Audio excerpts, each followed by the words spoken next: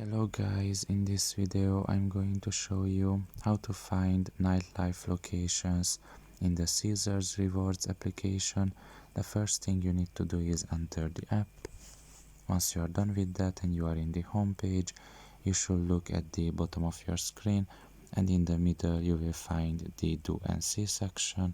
Press on it and you can see up there that we are currently in the dining section, and if you swipe a little bit to the right you can see here the nightlife section. Press on it and here you can see nightlife locations, and you can check out any one of them, and you can read basically about the place here a little bit, and you can also see whenever it is open and when it closes, and you can also call it if you want to, and see in the Google Maps as well.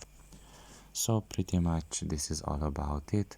I hope this video was helpful to you. Thank you for listening and see you next time. Bye bye.